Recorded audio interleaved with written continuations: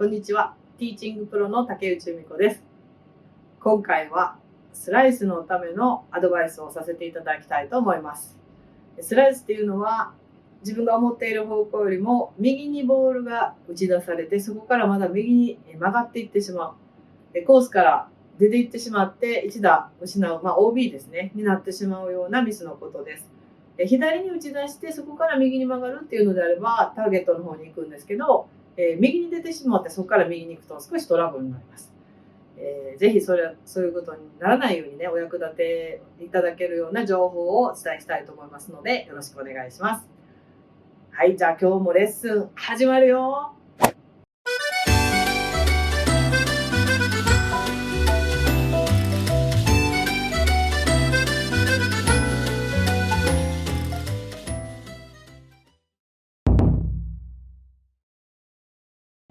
簡単にご自身でチェックできる、簡単な方法をね、ご紹介したいと思います。まず3つあります。グリップですね。まずスライスする方っていうのはグリップ、左手と右手の握り方なんですが、左手を割と浅くですね、浅くっていうのはご自身から見て握り拳があまり見えない、左のね握り拳があまり見えない1個か、1個ぐらいかな。でそうするとこの親指と人差し指のこの線がシワがありますが、これが正しくは理想的にはこの右肩ぐらいを向いてほしいんですが、この線が自分の、お腹センターが左を向いてしまう。でそれに対して右手をぐっとかぶせてきてしまうので、逆に右手の握り拳は自分から見えすぎて3つか2つか見えて、そしてこの、親指と人差し指のこの線は自分の左の肩の方まで向いてしまうと、こういう動きですね。こんなグリップになります。ウィークグリップと言います。で一応グリップの握り方を私はお伝えしているのはいろいろ方法はありますけども、気をつけしてもらって、体の横で左手ね、この肩の横でだらんとしたここで、上から挟むようにっていうふうにお伝えしてます。下からクラブを持ってこの長大の手になって、長大ですね、長大じゃなくて上からナイフとフォークを持つような、ナイフを持つように上から持つこの指でね、そういう感覚です。お茶碗を持ってお箸を持つ、このお茶碗のこの手じゃなくてナイフの手、そういうイメージです。そして肩の横からだらーんとしたナイフを持つように上からクラブを挟みます。クラブはちょっと適当にね、下にこういうふうに置いてもらう。でここ1センチぐらい余るように挟みます。そしてヘッドを上げやすいようにトントンとしてもらって、そのまま顔の前に持っていきます。そうするとだいたい握り拳2つは見えるぐらいだと思います。いろんな手のつき方ありますけど、標準のお話です。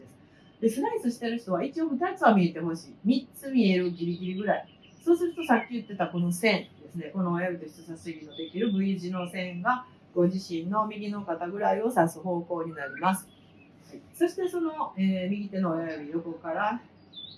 左手の親指してます。左手の親指のこの横から右手を、合わせるようにね持ちます。そうすると右手はこのさっき言ってた線、ここも Y 字 V 字のような線が右肩を指すような形で、両手が目がね合うような形で持ちます。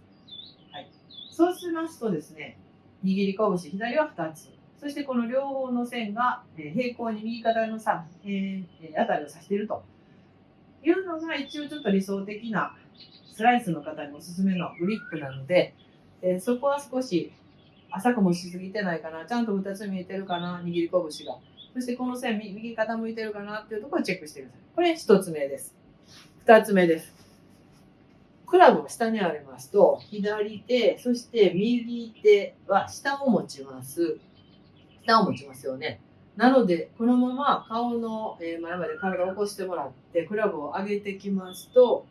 下では当然左手より右手が下なんですが、体を起こしてきますとクラブを上げてしまうと左手の上に右手が乗った形になりますよね。ってことはこの腕ですね、当然普通に考えると左の腕が下、右が上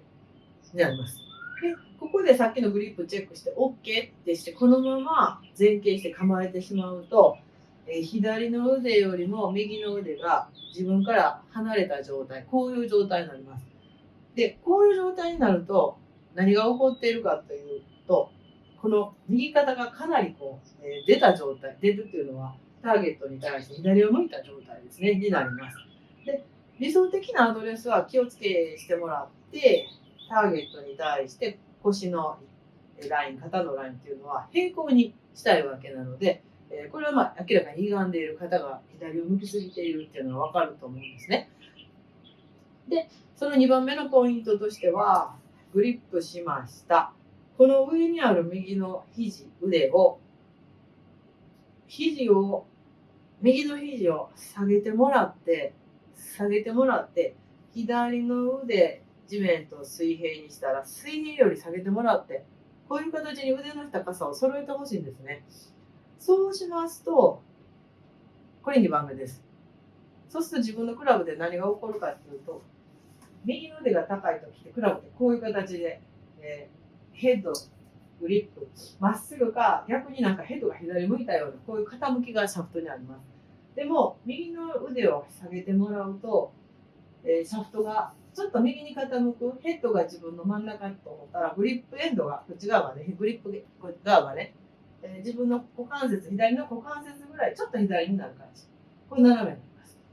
この2つ目、腕揃える、下げる、右の腕が高くならないように下げる。3つ目、このシャフトが、少しヘッドが真ん中、グリップが左ってこう斜めに少し傾く。これ3つ目です。そしてこの、シャフト、腕、グリップ。この3つができたら、この状態でおへその前まで下ろして、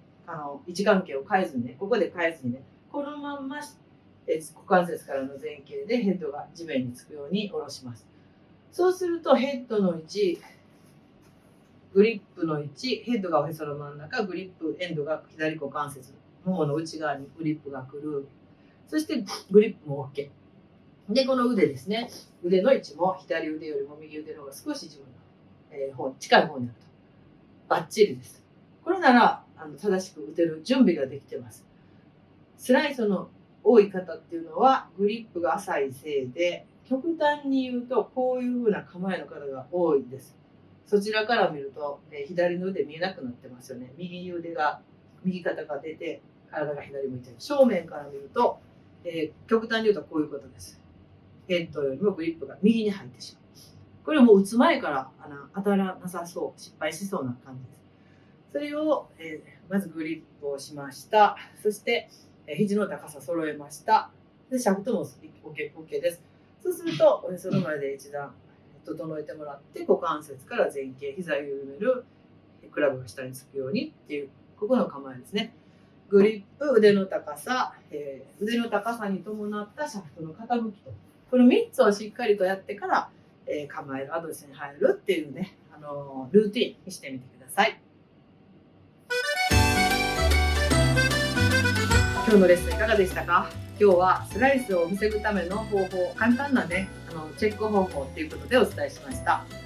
今日のレッスンが役に立ったな、良かったなと思う方は、いいねボタン、そして登録ボタンをよろしくお願いします。励みになりますので、コメントなんかもどしどし寄せてくださいね。はい、じゃあ次のレッスン、また次もスライスの第2弾なのでね、楽しみにしておいてください。はい、じゃあ次のレッスンでお目にかかりましょう。ありがとうございました。